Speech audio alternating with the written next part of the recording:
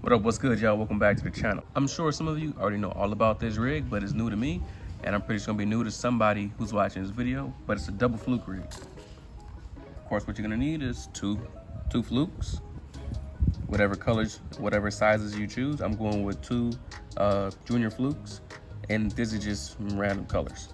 All right, what you also need is a bobber stopper and small swivels. You go any style hook you want. If you're fishing in grass, an EWG works best, so you can hook it weedless. And if you're not fishing in the grass, you can use a regular hook or like a drop shot hook. So any hook you would normally use to drop shot, that'll be fine. You just nose hook the bait. All right, so I had some difficulties outside, so I came in the house to tie the rig. So again, you're gonna need two flukes, two hooks, one swivel, and the swivel needs to be small enough to be stopped by this bobber stopper. You can change it up and you can do it any kind of way you want to. You can do two of the same size hooks, two of the same size flukes, or you can do one bigger, one smaller, one with a kill weighted hook, one without. It's all up to you and how you want to do it. So in the underwater footage, you're going to see two of the same size flukes and two of the same size hooks in the pool action, and you're gonna see that. But right now I'm gonna tie a different way. This is a regular EWG hook. I think this is a super line or super wire. It's a little bit thicker, so it's a little bit heavier. So I'm gonna have that one on the bottom, and I'm gonna have this small one on top. All right, so you can do whatever knot you want, but I would suggest you just tie whatever knot you know best. All right, so I'm just gonna do the uni knot. This is a smaller hole. Boop, boop, get it through there. I'm gonna fast forward through the knot because in my opinion, the knot that you use is whichever one you know best. So, all right, you have your hook on one end, and then you're gonna get some leader material, take out about 12 inches. I want my leader to be about 10 inches long. All right, so I got my hook. I'm gonna attach the swivel on this end. All right, and I don't want it to be too long, but long enough. Got my small barrel swivel. I'm gonna tie it to the other end of the leader. The hook, barrel swivel. All right.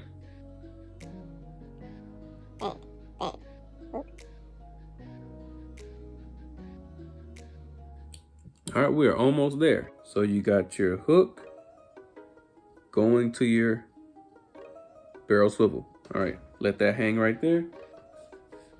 All right, now that we got our leader tied, the next step is to take that kind of top hook, the top leader, that swivel, slide it on the line. This is the main line going to your rod. Put that through the swivel. So it's just hanging freely like that. Hanging free. Let that hang free. Now you take that bobber stopper, and I would think you could put more than one on here, but I'm just gonna put one because I would imagine that if you get two fish on at a time, the thing about the bobber stopper, and what I've watching some other people's videos, they use two swivels. So the swivel can slide up and down the line freely, and it's not fixed. So if they go separately, then it won't put too much stress on the line, and it won't break. But in my mind, I think about the times when I have a bobber stopper on, and I cast real hard, and then the bobber stopper will move a little bit. I'd imagine just the same way I could pull the bobber stopper up the line. If a fish is pulling far enough away from the other one, that it will be able to slide the bobber stopper up as far as it needs to go. That's just what I'm thinking. So I'll find out if I lose a couple fish. Well, anyway, now that you have the swivel hanging on the line, you see it? Whoop, whoop, whoop. Now you put that bobber stopper on there. Now you put your bobber stopper.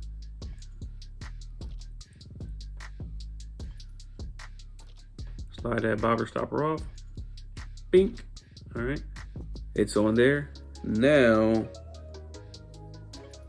this hook is not gonna go down any further unless I pull it down or a fish pull it down. But either way, it's on there. And now I'm gonna tie my bottom hook. I could use the same size hook, but I'm gonna go with a bigger EWG hook. This is a 4/0 super wire hook because I'm gonna use a full size Super Fluke. So it'll look something like this. You got the bigger one and a smaller one up top, all right? And again, I'm just gonna do the uni. Just keeping it simple. Bang, bang, bang, bang. Cut the tag in, boom. Now we're just gonna rig it. And because I'm fishing a lot of weed, a lot of lakes or a lot of ponds with a lot of weed, so I'm gonna texpose it. I'm gonna hook it weedless. All right, so just hook it through the tip, come out, whoop, whoop, whoop, flip him over, and then whoop, hook him through the belly. So in essence, it should look like this. You see how they're hanging like this? One's lower and the other one is higher. If I want these to be closer together, I can simply slide my bobber stopper down on the fly, and now they're hanging side by side. But I think you don't want to have them side by side like that. You want to have it up a little bit higher. So can't get them both in the frame, but you see, something like this. So that way, when you're fishing it, it'll go, sometimes they'll go the same way and they'll go separate, come across each other. And so far, I mean, I've been testing out in the pool, they don't get tangled up. Initially, like it looks like it will be when you're gonna cast it, they'll wrap around each other. But every time I cast it out and hit the water, they end up separate. As I'm twitching it through the water, they're like going their separate ways.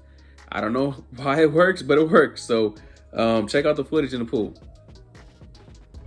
So it looks more like that. All right, let's go ahead and cast it out and see what it looks like in the water.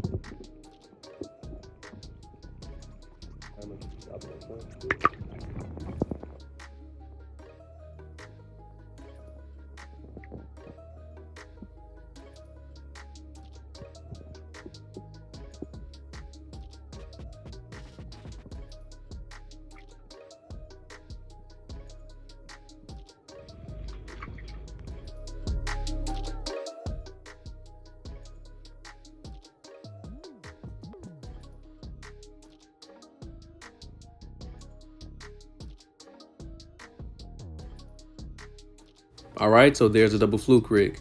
If you have any tips, any suggestions, leave them in the comment section below. But with that said, thanks for watching. Please like, share, subscribe, and leave a comment down below. Like always, if I don't see you out in the water, I'll catch you next video. Peace out.